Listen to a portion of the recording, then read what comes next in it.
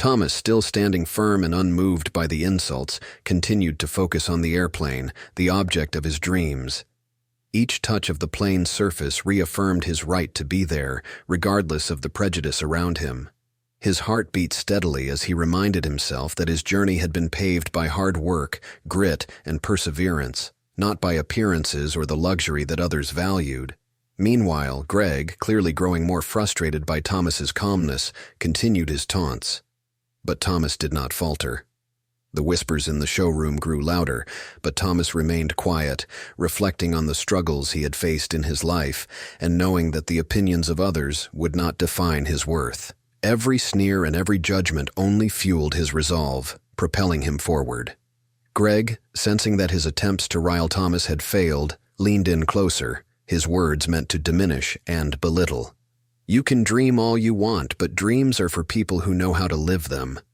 Maybe you should stick to what you know," he sneered. But Thomas stood his ground. His body language was resolute, his eyes unwavering as he finally spoke, his voice calm yet firm. "I know exactly what I'm doing, and I belong here as much as anyone else. The only difference is that I'm making my dream a reality today." The room fell silent, the murmurs dissipating. Greg's smirk faded slightly, but he tried to hold on to his air of superiority. "You really think you're ready for this?" he scoffed. Without hesitating, Thomas responded, "Yes. I've worked harder than you'll ever know to get here. I've earned every right to be here." The silence that followed spoke volumes. Greg, stung by the directness of Thomas's words, hesitated, but Thomas was already past him, moving toward the manager's desk. The manager, a middle-aged man who had been watching from a distance, stood up when he saw Thomas approach. As the other salespeople and customers continued to watch with bated breath, the manager surprised everyone by greeting Thomas with respect. "Good afternoon, sir. How can I assist you today?" the manager asked, his tone professional and warm, a stark contrast to Greg's earlier dismissiveness. For a moment, Thomas was taken aback, but he quickly regained his composure and replied, "I'd like to purchase this plane." The manager raised an eyebrow, surprised but not dismissive. "Of course, sir. Let's discuss the details." Greg, still standing in the background, looked on in disbelief. His earlier mocking demeanor had evaporated, replaced by a confused look. Thomas had proven, in the most subtle yet undeniable way, that he belonged there, just as much as anyone else. As the deal moved forward, Thomas felt a surge of pride. He had faced not only the prejudice of strangers but also the harshness of a world that often judged him based on appearances. Yet, through his dignity, resilience, and belief in his worth, he had triumphed. The sales floor, once filled with whispers and sneers, now seemed quieter. James's success, subtle lesson his hung poise, in the air, and his undeniable belonging in this world of luxury and privilege had struck a nerve. Greg's comment hung in the air, uncomfortable with the shift in the dynamic. He made turned on his heel and disappeared into the back office, likely to regroup. His words was palpable, more likely Thomas's avoid facing a reality now the unexpected arrival of James was an affront to everything the showroom represented. The tension that had weighed on him for so long, time they brought on by the insults, the sneers, the focus had and the hurtful words to the unexpected pairing of the two friends. He stood taller, James, however, his confidence solidified by the unwavering support from James, unwavering as ever. His heart felt lighter, as though the presence of a true friend had begun to erode, not allowing Greg's negativity to cloud his focus. James, turning to Thomas, the change, James gave him a firm but encouraging pat on satisfaction. "You don't owe anyone an explanation. Let's talk business," James said. He said with a lighthearted chuckle, his earlier tone now laced with the kind of confidence that only true self-assurance can bring. Thomas nodded, feeling a surge of strength from his friends. Don't let anyone tell you otherwise. He knew that this moment standing there with James was pivotal, the sting not just because of what it represented, strength of his own because it solidified the inner truth that he was ready alone, not just to buy the jet, as the whispers to show the world that something began to change. No matter how unlikely or unorthodox were meant to be realized, their gaze toward James and Thomas, not even the sharp-tongued critics in the room, the energy in the showroom began to feel less like a conversation with the manager and more like an opportunity for some shift. Some still watched, others like a lighthouse in a storm. But there was a new energy in the air, but undeniable, subtle acknowledgement that Thomas wasn't just another person in the showroom. He was Where someone others who had saw earned his weakness, place James there, saw strength. not through appearances Greg, or the opinions still of standing others, across the but room, through his grit, seethed in perseverance, silence and He had heart. underestimated Thomas, And when the and misread paperwork the was situation signed entirely. and Thomas stood at the As threshold two of his friends stood dream, together, the Greg's realization posture washed shifted, over him, and his sharp It smirk wasn't the faltered. jet that marked the triumph. It was his journey to this moment, the resilience to face judgment head-on, and the unwavering belief that he belonged in that room. The jet was simply a symbol of a much larger victory, the victory over prejudice, over stereotypes, and over the limitations others had tried to impose on him. He wasn't just making his dream a reality, he was rewriting the story of who was allowed to dream. The recording Patricia handed over became a powerful piece of evidence in the case. The courtroom fell into a tense silence as the recording played, capturing the harsh and discriminatory remarks made by Greg and the others in the showroom.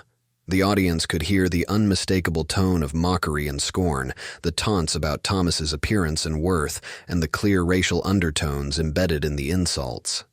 As the recording ended, a murmur rippled through the courtroom. It was a moment of realization for those present. The truth was undeniable. The defense attorney, who had previously tried to downplay the incident, now struggled to maintain composure. Greg's face turned pale as he realized the gravity of the situation. Marcus, sensing the shift, continued with unshaken confidence. "This recording," he said, his voice steady, "clearly shows that my father was not merely a victim of poor taste, but of deliberate discrimination. They didn't just mock him. They sought to belittle his worth as a human being based on his appearance and background."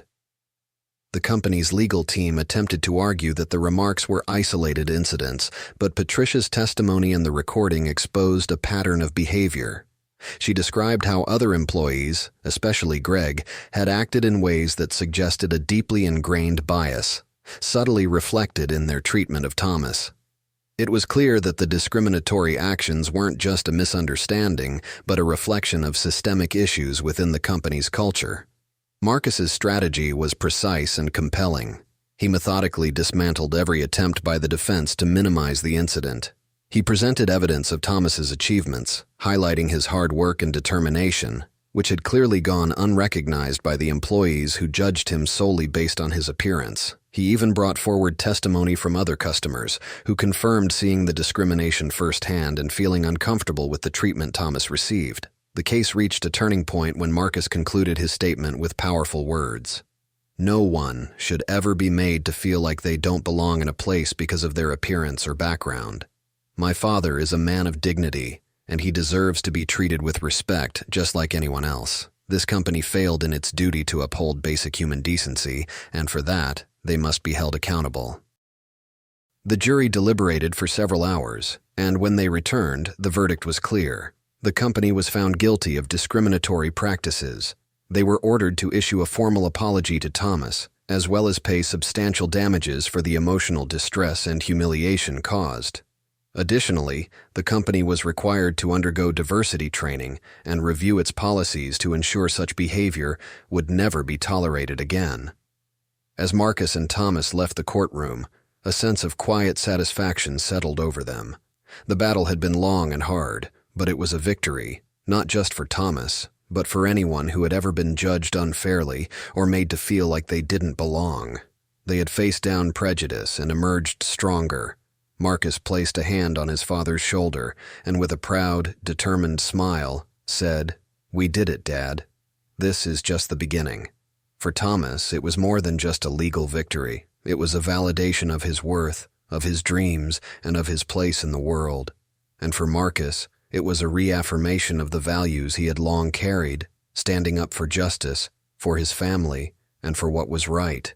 Thomas, with the support of his son Marcus, decides to take legal action against the company, seeking justice not only for the mistreatment he endured, but for others who may face similar discrimination.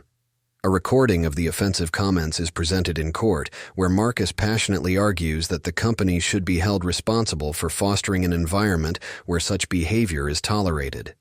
The defense argues that the remarks were isolated actions, but Marcus insists that this reflects a broader issue, and the company must be held accountable for its culture. The judge, after hearing both sides, expresses concern over the evidence and the company's failure to address such conduct. She suggests settlement discussions, but Marcus emphasizes that Thomas is seeking more than an apology. He wants a change in the company's culture. The case continues to unfold, with the company's legal team appearing increasingly uncomfortable as the trial progresses. Eventually, the judge delivers a ruling in favor of Thomas, declaring that the company is responsible for the discrimination he faced. The company is ordered to pay a substantial fine, implement mandatory training on equality and anti-discrimination, and issue a public apology to Thomas. The judgment is seen as a victory not only for Thomas but for the principle of justice, underscoring the importance of standing up against prejudice. After the court ruling, Thomas and Marcus visit the same showroom where Thomas was once mocked. This time, Thomas walks in with confidence, a quiet assertion of his victory. He addresses the employees, reminding them of the importance of respect for all customers, regardless of their appearance. Greg, the salesperson who had mocked him, now seems diminished and uncomfortable, a stark contrast to his previous arrogance. Later, Thomas and Marcus sign a contract for the aircraft Thomas had dreamed of owning, but now the purchase is not just about the plane, it's about reclaiming his dignity and doing so on his own terms. The story ends with Thomas flying away in his new plane, a symbol of his resilience and determination to rise above prejudice. The story highlights not only Thomas's personal triumph, but also the importance of standing up against injustice. It serves as a reminder that true worth is not defined by others' judgment, but by one's self-respect and the courage to confront unfairness. Thomas's journey becomes a powerful lesson in resilience, self-worth, and the need to challenge prejudice, inspiring others to do the same. Thanks for watching, guys.